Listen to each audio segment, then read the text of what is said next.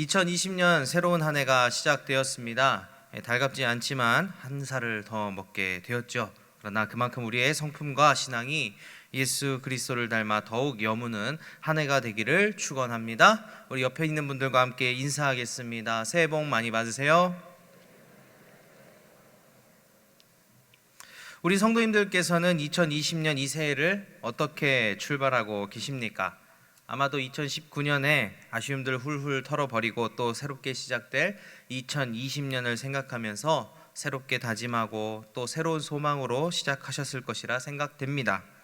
어떻게 보면 2019년의 마지막 날이나 2020년의 첫날이나 뭔가 특별히 다를 만한 것은 하나도 없는 게 사실이지만 이 작은 경계선 앞에서 우리가 새로운 소망을 품을 수 있기에 이 첫날은 참 뜻깊은 날인 것 같습니다.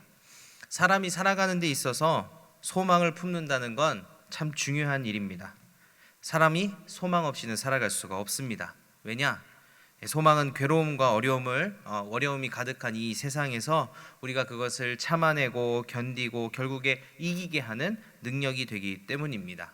아마 우리 남자 성도님들 다 아실 겁니다. 젊은 우리나라의 남자 청년들이 군대에 가서 모진 훈련과 또 어려움들을 버틸 수 있는 이유가 뭔지 아세요?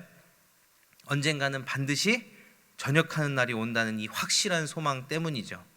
또 각 가정의 가장들이나 혹은 맞벌이하는 부부들이 하루에도 수백 번씩 이 회사를 때려치든지 말든지 내가 어떻게 해야 되겠다 막 그냥 가슴속에 사표를 막 들고 다니면서도 막상 그것을 탁 내던지지 못하는 이유가 무엇입니까? 나의 헌신으로 인해서 내 사랑하는 가족이 평안할 수 있다는 소망 때문이죠. 오해하지 말 것은 저는 사표를 들고 다니지 않습니다. 저는 기쁨으로 우리 용인제일교회에서 사역하고 있으니까 얘가 그렇다는 걸 이렇게 알고 넘어가시면 됩니다. 그래서 남녀 가릴 것 없습니다. 노소를 가릴 것도 없이 이 세상의 모든 사람들은 소망이 필요한 존재들이고 실제로 사람들은 저마다의 소망을 다 가슴속에 품고 살아갑니다. 아까 제가 우리 성도님들께 2020년 새해 어떻게 출발하냐고 물었는데 제가 질문을 조금 다르게 바꿔서 묻고 싶습니다. 2020년 우리 성도님들 이 새해에 무엇을 소망으로 품으셨습니까? 우리가 삶을 살아가도록 하는 능력이 되는 것, 그게 소망이라고 한다면 우리는 이 소망을 진짜 아무거나 대충 이렇게 삼아서는 안 될 것이 분명하지 않겠습니까? 생각해 보십시오. 우리가 품은 소망을 막 그냥 잘 끝까지 품고 끝까지 잘 달려왔는데 딱 그것에서 가서 보니까 소망하던 것이 없다라고 한다면 어떻게 될까요? 혹시 우리가 생각한 것과 전혀 다른 것이 그곳에 있다고 한다면 여러분들은 어떻게 하시겠습니까? 아마 소망이라고 믿어왔던 그것은 그 순간 허무함이 될 것이고 그것 또한 절망이 되어서 우리를 살리는 능력이 아니라 낙심하고 좌절하게 만드는 것이 되어버릴 겁니다. 그러므로 우리가 소망을 품고 살아가되 참된 것을 소망으로 두는 것이 지혜이고 그렇게 사는 인생이야말로 복되다 할 수 있습니다. 바라기는 저와 여러분이 이 시간 말씀을 통해서 2020년의 새로운 한 해를 위해 또 우리 인생 전체를 위해 이 성경이 말하는 참된 것을 소망으로 살아가는 지혜로운 인생, 복된 인생 되기를 주님의 이름으로 축원합니다. 오늘 본문에 등장하는 사도 바울은 정말 그 인생 가운데 제대로 된 것을 소망으로 삼는 바람에 그 인생이 완전히 역전된 대표적인 인물입니다. 우리가 알다시피 이 사도 바울은요 열정적인 사람이었어요. 이방인의 사도로 복음을 전하기 위해서 그는 인생의 모든 것을 뜨겁게 불살랐던 사람입니다. 그런데 사도 바울이 이방인들을 위해서 복음을 전하기 이전에 이 사명을 깨닫기 전에도 그는 사실 둘째가라면 서러울 만큼 열정적인 사람이었습니다. 그가 사울이라고 불리던 시절 그는 자신이 가지고 있던 바리새적인 배경과 또 유대교에 대한 그 뜨거운 헌신을 정말 최선을 다해서 불태우던 사람이었습니다. 기독교를 어떻게 바라봤어요? 이건 유대교의 관습과 전통을 무너뜨리는 이거 이단들이다. 이것은 여호와 하나님의 이름을 위하여서 내가 처단해야겠다. 아주 발벗고 앞장서던 사람이 바로 사울 아닙니까? 그는 실제로 각 성도들 집을 막 다 찾아 들어가면서 남녀를 끌어다가 옥에 가두었습니다. 예루살렘의 교회를 엄청 핍박했는데 그것으로 끝나는 것이 아니라 다메섹에 있는 다메섹에도 성도들이 있다는 얘기를 들으니까 그들을 체포하기 위해 스스로 대제사장에게 가서 공문을 주십시오 해서 그 공문 받아다가 아주 교회를 잔멸시키려고 하던 사람이었습니다. 이 잔멸하다, 이게 뜻이 뭐냐면 멧돼지가 밭에 들어가서 밭을 완전히 회방 놓고 다 뭉개뜨리는 걸 잔멸하다라고 표현하는 이 원어로 쓰인 단어인데, 그만큼 아주 난폭하고 또 뜨겁게 유대교 안에서 헌신을 불태우던 사람이었다는 겁니다. 그래서 그는 30세 전후의 젊은 나이에 실력과 야망을 겸비한 젊은 지도자로 인정을 받았죠. 아마도 그는 확신했을 겁니다. 야, 이것이야말로 하나님을 기쁘시게 하는 일이다. 이 일을 통해서 율법은 더 확고해질 것이다. 사람들에게 내가 인정받는 것처럼 하나님께서도 나를 인정해 주실 것이다. 아마 생각했겠죠. 하나님께 받을 칭찬과 상급을 그의 인생의 소망으로 삼아 매일매일을 그렇게 뜨겁게 살았을 겁니다. 그런데 이와 같은 그의 소망의 끝에, 그의 확신의 끝에는 뭐가 있었습니까?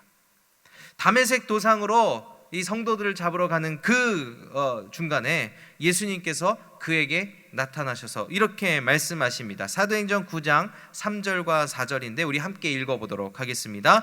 시작. 사울이 길을 가다가 다메섹에 가까이 이르더니 호련히 하늘로부터 빛이 그를 둘러 비추는지라. 땅에 엎드려져 들음에 소리가 있어 이르시되 사울아 사울아 내가 어찌하여 나를 박해하느냐 하시거늘. 아멘. 하나님이신 예수님께서 그를 만나기 위해 오셨습니다. 빛 가운데 오셨습니다. 그리고 말씀하시는데 세상에 사울이 지금까지 기대했던 칭찬과는 전혀 다른 말을 듣게 되었어요. 야, 네가 나를 위해 최선을 다해서 난 너무 기쁘다. 내가 너를 위해 복을 줄 것이다 라고 한 것이 아니라, 야, 네가 어찌하여 나를 이렇게 박해하고 힘들게 하느냐라는 책망의 말씀을 들었다는 겁니다. 지금까지 하나님을 위해, 유대교와 율법을 위해 최선을 다하며 소망을 품고 살아왔는데 그 소망의 마지막에는 또 그가 얻은 것은 자기가 생각했던 거랑은 전혀 다른 결과가 있었다는 거죠. 칭찬이 아니라 하나님을 방해하고 하나님을 박해하는 일을 하고 있었다는 책망만 그가 받게 된 것입니다. 사랑하는 성도 여러분, 이와 같은 상황에서 사울이 들었던 생각은 어떤 것이었을까요? 도대체 그가 이 말씀을 듣고 난 다음에 그의 내면에서 얼마나 혼란스러워하고 있었을까요? 자신이 믿고 따르던 모든 것이, 소망하던 모든 것이 의미가 없어졌다는 말 아니겠습니까? 근데 다행히도 이 사람은 예수님의 은혜를 받은 자였어요. 예수님께서는 그 절망 속에서 사울에게 그가 붙들어야 할 참된 소망을 알려주셨습니다. 그것이 무엇입니까? 바로 예수 그리스도의 복음이죠. 예수 그리스도의 십자가의 죽음과 부활이라는 소망을 그에게 주신 겁니다. 여러분, 이 복음이 어떤 것입니까? 죽음과 사망을 생명으로 바꾼 사건, 절망과 좌절을 기쁨과 영광으로 바꿔버린 사건, 이게 복음의 핵심 아닙니까? 한마디로 인간의 가장 본질적인 문제까지도 한 번에 역전시키는 이 능력을 그가 드디어 소망으로 얻게 되었다라는 겁니다. 이것을 얻게 된 사울을 비롯한 우리 각개인에게, 아니 이게 우리랑 뭔 상관이길래 뭐 소망이 될 수 있습니까? 우리가 생각할 수 있겠는데요. 여러분, 이것은 왜 우리에게 소망이 되느냐? 이게 나와 아무런 관계가 없는 그런 사건이 아니라 지금도 살아계신 예수님을 통해서, 또 우리 안에 계신 성령님을 통해서 당시의 사울처럼 오늘을 살아가는 우리의 삶 속에 생생하게 적용되어지고 성취되어질 수 있는 사건이기 때문인 겁니다. 그때만 역전하는 능력이 아니라 지금의 우리 삶도 역전할 수 있는 능력이 바로 복음의 능력이라는 겁니다. 이게 얼마나 압도적인 일이냐면 사울이 자신의 인생을 바라보는 그 관점의 변화에서 우리가 그걸 알 수 있어요. 빌립보서 3장 6절에서 보면은요, 바울은 자신을 가리켜 뭐라고 말하냐면 나는 율법으로는 흠이 없는 자다라고 말할 만큼 철저한 사람이었습니다. 가말리엘의 문화였는데 정말 철두철미하게 그 율법을 지키며 남들에게 흠잡힐 일은 단 하나도 하지 않는 그 엄청난 그 공부와 또 율법의 틀 안에서 자신의 전통과 그 관습을 지키고 살아오던 사람이 바로 이 바울입니다. 그런데 그 바울이 지금 어떻게 말하느냐? 내가 바리새인 중에 바리새인이었으나 다메섹 도상에서의 사건을 통해 깨달은 것은 이것이 아무 쓸모없는 껍데기에 불과하다라는 사실입니다. 아무리 사람들이 인정하고 아무리 사람들 보기에 박수치는 외형을 갖췄다 할지라도 그 안에 예수 그리스도 그 복음이 없이는 하나님의 인정을 받을 수 없다라는 거예요. 하나님의 인정이 없는 그곳에는 아무 능력이 없다라는 사실입니다.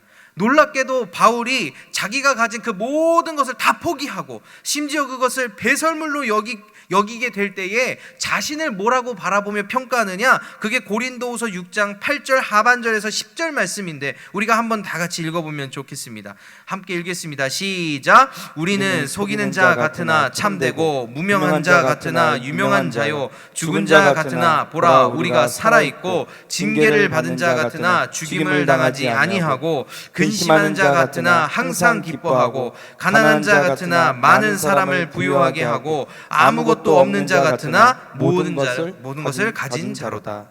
아멘. 아무것도 없는 자 같으나 모든 것을 가진 자로다. 아무것도 없는 자 같으나 모든 것을 가진 자로다. 놀라운 고백 아닙니까? 또 우리가 그렇게 살고 싶은 거 아닙니까? 우리가 이상적으로 꿈꾸는 삶이 바로 이 바울의 관점 아니에요? 자기가 자신을 바라볼 때 야, 나는 모든 것을 가진 자에게 부족함이 없다 라고 말하는 고백 아니에요? 어떻게 이렇게 되었어요? 어떻게 그가 이렇게 되었습니까? 잘 생각해 보세요. 우리가 모든 것을 가졌다고 우리 삶에 문제가 없을까요? 물질이 없어서 문제가 된 겁니까? 높은 자리에 가지 못해서 우리 삶에 문제가 생긴 겁니까? 뭔가 더 쌓아올리지 못해서 우리 삶에 기쁨이 없고 이렇게 절망이 가득한 겁니까? 참 신기하게도 물질이 많아도 어떤 회장님네는 집안에 선한 것이라고는 하나도 없는 그런 집안이 있는가 하면 높으신 분들은 자기가 지은 죄 때문에 저마다 검찰에 가서 수사받기 바쁜 거 아니에요? 아무리 높은 업적을 쌓아올리고 남들이 칭찬받는 일을 한다 할지라도 그 속에 근심과 걱정이 넘쳐나는 것은 이 세상의 소망이 모두 헛되기 때문이지 우리가 그것을 가지고 있지 않기 때문이 아니라는 겁니다. 우리의 문제는 무엇을 가졌냐, 무엇을 갖지 않았냐의 문제가 아니라 우리 안에 그리스도가 있냐 없냐의 문제에서 모든 것이 기인하고 있다는 사실입니다. 여러분, 복음의 능력은 방금 말한 것들과 전혀 다릅니다. 복음이 어떤 것입니까? 창녀도 예수 그리스도를 만나면 복음의 소망을 품게 되었을 때 그 인생이 가치 있는 인생이 됩니다. 세리도 하나님의 나라를 위해 위대한 일꾼이 되었습니다. 깡촌의 무식쟁이 어부도 복음으로 인해 하루에 3,000명을 변화시키는 능력의 사도가 되었습니다. 예수 그리스도를 박해하던 난폭한 바리새인은 온 세상에 복음을 전하는 위대한 전도자가 된 겁니다. 가장 보잘것없는 인생이라 할지라도 복음의 소망을 두었을 때 하나님의 역사를 쓰고 위대하게 쓰임받는 능력, 이것이 복음이 가진 소망이라는 겁니다. 여러분들은 그렇다면 가장 무엇을 소망하고 이 땅 가운데 살아가기를 원합니까? 이 2020년 무엇을 가장 큰 소망으로 삼아서 그것을 위해 계획하고 달려갈 준비를 하고 계시냐는 겁니다. 정말 간절히 소망하는 것이 무엇이냐? 이 자리에 앉아있는 여러분들과 또 저를 포함한 우리 모두가 이 세상에 썩어질 것, 헛된 것, 그 끝에 아무것도 없는 것을 소망으로 두고 살아가는 어리석은 인생이 되지 않기를 주의 이름으로 축원합니다.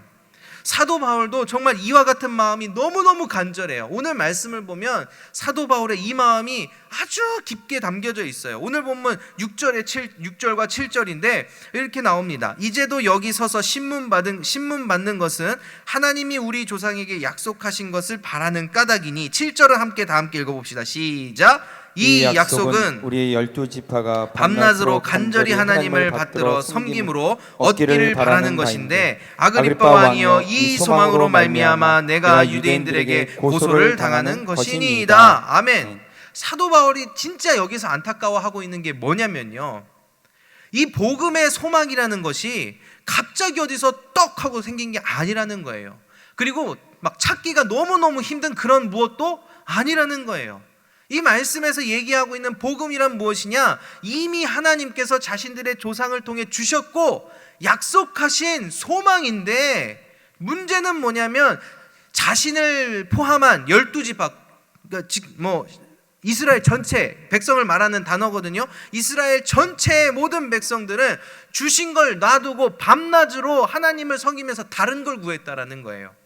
하나님이 주시고 싶으셨던 그 약속의 소망, 그 복음의 능력은 여기 이미 주어졌는데, 이 이스라엘 백성들은 이건 놔두고 이게 소망인지도 모르고 딴 걸 가지고 와가지고 하나님 이것을 주십시오, 최선을 다해서 섬기고 있는데 하나님 그거 주시냐 이 말이에요. 그러니까 사도 바울은 이게 너무너무 답답한 거예요. 자기도 그런 사람 중에 하나여서 바리새인 중에 바리새인으로 살았는데 예수 그리스도의 부활의 소망을 갖고 보니까 그게 아니라는 걸 이제 나는 안다는 거예요. 여러분, 사도 바울이 여러분에게 지금 도전하는 게 그거예요. 우리가 구해야 할 소망, 참된 소망은 이런 거라는 거예요. 뭔가 굉장히 엄청 특별해가지고 하나님이 갑자기 막 환상과 계시로 나타나서 재경 해가지고 막 뭔가를 줘가지고 내가 이게 소망이구나 이렇게 품고 살아갈 일도 아니고, 엄청난 뭔가를 내가 하나님께 대가로 지불해야 얻을 수 있는 것이 아니라 이미 우리에게 주신 이 약속의 말씀을 믿기만 하면, 그 말씀에 의지해서 순종하기만 하면 그 복음의 능력을 날마다 경험할 수 있다라는 걸 우리에게 말씀하고 있는 겁니다. 사랑하는 성도 여러분, 근데 문제가 뭐예요? 말씀이 문제가 아니라 이미 주어진, 약속으로 주어진 소망을 믿지 못하는 우리가 문제인 거죠. 이거대로 살면 되겠어? 이것 말고 일단 이걸 하나님 주셔야 제가 사는 거 아닙니까? 이거대로 살아가면 손해보고 희생하고 이러다가 망하는 거 아닙니까? 하나님 앞에 이걸 믿지를 못하고 그 약속을 부여잡지 못하는 우리의 안타까운 모습이 문제라는 거예요. 사실 저도 사람이잖아요. 목사 이전에 일단 사람이니까 저도 똑같아요. 저도 가끔 하나님 이러다 죽는 거 아니에요? 하나님 이거 좀 겁나는데요? 저도 그럴 때가 한두 번이 아니겠죠? 그렇죠? 너무 수긍을 하시니까 또 좀 마음이 그렇네요. 네. 그래요. 저도 그래요. 늘 불안한 마음이에요. 근데 또 이렇게 하나님의 약속에 대한 의심이 들고 또 미심쩍은 마음이 들 때 이걸 해결하는 방법이 있습니다. 그게 뭔지 아세요? 이 약속을 계속해서 확인하는 거예요. 계속해서 확인하는 거예요. 저희 큰딸이 요즘에 EBS 교육방송을 자주 봅니다. 여러분, 교육방송이라고 좋은 것 같죠? 하나도 안 좋습니다. 이 무서운 방송이에요. 왜냐? 프로그램 중간중간에 장난감 광고가 어마어마합니다. 그래서 요즘 저희 딸이 갖고 싶은 게 엄청 많아졌어요. 막 손에 꼽고 있어요. 근데 나이를 조금 먹으니까 얘가 양심이라는 게 좀 생겼나 봐요. 당장에 와서 이걸 사달라고 졸르진 않는데 갖고는 싶으니까 머리를 쓰기 시작했어요. 뭐냐? 자신과 관련된 기념일을 땡겨 쓰기 시작했어요. 땡겨 쓴다는 게 바로바로 다 몰아서 쓰는 게 아니라 예약을 걸어 놓는 거예요. 아빠, 11월 달부터 12월에는 성탄절이 있잖아요. 성탄절 선물은 뭘 갖고 싶어요? 그리고 1월에는 제 생일이 있잖아요. 그 생일에는 이걸 갖고 싶어요. 그리고 칭찬 스티커를 보니까 얼마 안 있으면 다 붙일 것 같은데 그때는 선물을 요걸 갖고 싶고요. 3월에는 유치원에 계약이니까 그때는 요게 있으면 좋을 것 같고, 심지어는 얘가 아직 초등학교를 들어가려면 3년이 남았는데 초등학교 때는 저 보라색 가방이 예쁜 것 같아요. 엄청나네요. 무서워요. 근데 문제는 얘가 너무 일찍 말하니까 제가 건성건성 대답하죠. 알았어. 딱 이렇게 얘기하니까 집단에는 불안한 거예요. 뭘 하느냐? 매일마다 와서 상기시키고 있어요. 아빠, 알죠? 언제는 뭐고 언제는 뭐고 언제는 뭐예요. 알았어. 심지어는 마트 가다가 그게 있잖아요. 아빠 이거야. EBS 보다가 광고 나면 아빠 저거야. 안 사줄래요? 안 사줄 수 있을까요? 이거 볼 때마다 마음이 불편한 거예요. 이제 이거 언제 사주냐? 돈도 없는데 이거 왜 이렇게 비싸? 세일 안 하나? 막 인터넷 뒤져보고 결국에 오늘을 저희 어머니가 이제 할머니잖아요. 할머니가 와서 당했어요. 아이스크림 가게를 사주고 갔어요. 사주셨어요. 네. 여러분, 하나님의 약속과 하나님의 말씀과 그 소망을 두는 것이 우리 안에 믿음 가운데 의심으로 작용할 때가 있고 미심쩍을 때가 분명히 존재합니다. 그럼 이걸 어떻게 해결하면 되는 줄 아세요? 이렇게 해결하면 돼요. 하나님 앞에 나오는 거예요. 일단 나오는 거예요. 말씀을 들어보고 말씀에 나온 약속을 다시 확인하는 거예요. 그리고 기도하는 거예요. 하나님, 나 이거 필요한 거예요. 하나님, 내 인생 역전하는 그 복음의 능력 가운데 살게 하시기로 했잖아요. 하나님, 내게 역전의 능력을 부어 주시옵소서. 날마다 기도하며 주님 앞에 나오는 거예요. 우리가 다른 데 가서 손 벌리고 다른 데 가서 막 내가 원하는 것들을 일궈내려고 애쓰고 수고하는 것, 하나님이 우리에게 허락한 인생 가운데 성실한 것은 당연한 일이지만 거기에 목숨을 매달고 가면 우리 손으로 잡을 수 있는 건 아무것도 없습니다. 단 오히려 하나님 앞에 나와서 교회 중심, 예배 중심, 기도 중심으로 삶을 살아가면 복음의 능력은 우리의 삶을 인도해 가실 줄 믿습니다. 그렇다면 사도 바울이 이 복음의 소망을 가지고 살아감으로써 좀 구체적으로 어떠한 은혜를 누렸느냐, 그것도 오늘 본문에서 아주 자세히 나타나고 있습니다. 첫 번째로 복음은요, 허무한 사울의 인생을 역전시켜서 말씀의 성취가 나타나는 삶이 되게 하셨습니다.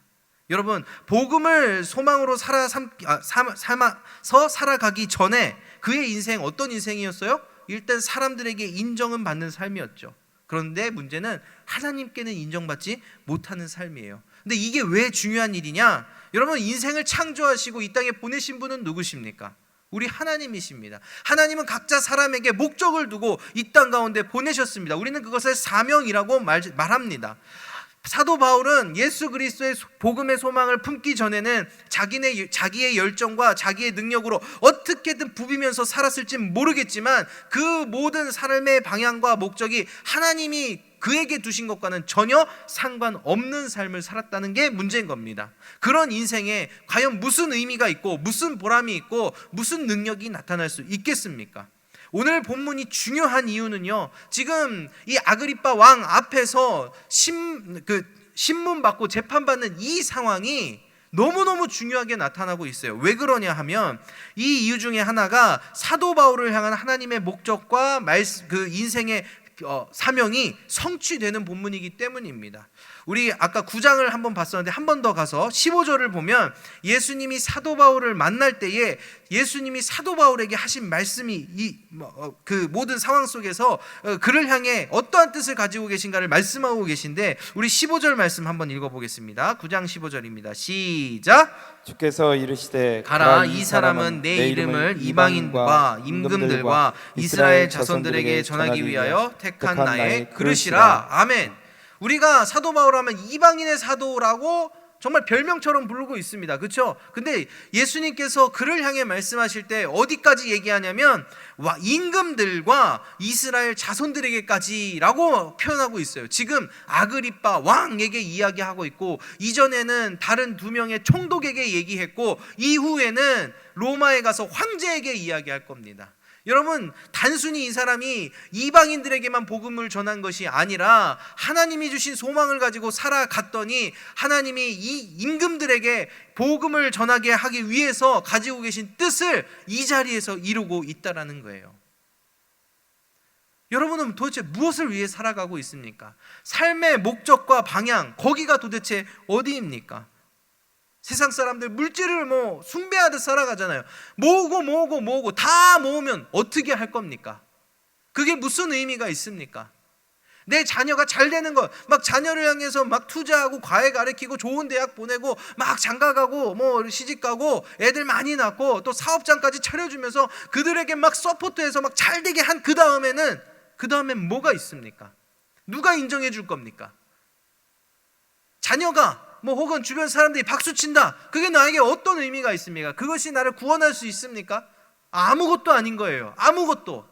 우리 인생이 가장 보람되고 우리 인생이 가장 의미가 있으려면 내 인생에 누구의 뜻이 성취돼야 돼요? 하나님의 뜻이 성취돼야 돼요. 여러분은 하나님을 위해 사셔야 되는데 우리가 예수 그리스도의 복음의 소망을 두고 살아가지 아니하면 우리는 절대 그것을 이루어낼 수 없는 존재가 되는 겁니다. 여러분, 우리의 인생이 역전되기를 원하십니까? 그러면 방향을 바꿔야죠. 방법을 바꿔야죠. 내가 원하는 그 방향으로 가서 역전되는 게 아니라 하나님이 원하셨던 그 방향으로 내가 틀기만 하면 하나님은 내 인생을 책임지시기로 약속하셨습니다. 사랑하는 성도 여러분, 우리가 사도 바울이 그와 같은 인생을 살았던 것처럼 우리의 인생의 방향도 역전시키는 그 복음의 능력 안에 우리의 인생을 내던지기에 부족함이 없는 저와 여러분 되기를 소망합니다. 두 번째로, 복음은요, 그가 겪는 고난을 역전해서 은혜를 누리는 삶이 되게 했습니다. 여러분, 지금 사도 바울이 어쨌든 재판장에 있는 거예요. 재판석에 있는 거예요. 여러분, 여기 괜히 왜 있습니까? 무슨 죄를 졌다고 와 있습니까? 사도 바울 억울할까요? 안 억울할까요? 세상 억울한 일이 지금 이 상황 아니에요? 아무 죄도 짓지 않았는데 계속해서 감금돼 있고 계속해서 재판받고 있고, 여기에서 즐거울 일이 뭐가 있냐는 겁니다. 그런데 사도 바울은 이것을 억울하게만 보지 않아요. 이것은 원망하고 불평하지도 않아요. 왜요? 그 고난 가운데 숨겨진 하나님의 뜻과 은혜를 발견하는 눈을 가지게 된 거예요. 세상에도 사실 비슷한 말은 있습니다. 위기 뒤에 기회. 호랑이 굴에 잡혀가도 정신만 똑바로 차리면 산다, 비슷한 말 아니에요? 사실 제가 야구를 엄청 좋아하는데 야구도 굉장히 들어맞습니다. 막 점수를 빼앗길 것 같은데 잘 막으면 그 다음에 분위기가 좋아져가지고 점수를 내고 막 역전하고 혹은 앞서가고, 이런 일들이 제가 좋아하는 야구를 볼 때도 날마다 일어납니다. 그래서 어려움이 있어서 막 요 수비를 잘 하고 나면 야, 그 다음엔 나겠다, 이런 게 저도 이제 뭐 기분 좋게 야구를 보는데, 여러분, 이건 말 그대로 분위기 때문인 거예요. 고작 분위기가 한번 엎어졌을 뿐이에요. 그래서 이 세상이 말하는 위기가 기회다라는 건 위기가 무조건 기회다라는 말이 아니라 위기를 잘 극복하면 분위기가 좋아서 기회가 될 수도 있다라는 얘기입니다. 그러면 기회가 아니고 그냥 아무것도 아닌 걸로 넘어갈 수도 있다라는 거죠. 세상 표현으로 하면 뭐예요? 재수예요, 재수. 운이에요, 운. 근데 성경이 말하는 위기를 기회로, 은혜로 보는 것은 이것과는 전혀 다른 이야기입니다. 세상에서 말하는 기회와 운은 가끔 오는 것이라면, 하나님이 주시는 이 은혜는요, 모든 고난 가운데, 모든 고난 속에 존재하는 은혜이고 기회인 겁니다. 사도 바울은 그걸 보는 거예요.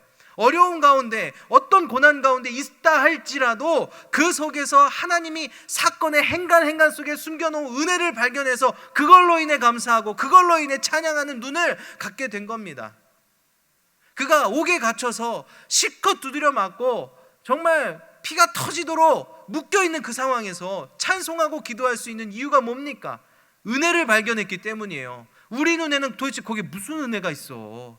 우리 뭐가 있어? 도대체 어떻게 그러는 거야? 라고 할지 모르겠는데, 우리는 결론을 아니까 나중에 간수를 이렇게 전도하고 또 하나님이 주신 은혜, 그게 있으니까 사도 바울을 알았겠구나. 사도 바울이 무슨 예언자고 환상을 날마다 보는 사람입니까? 아니에요.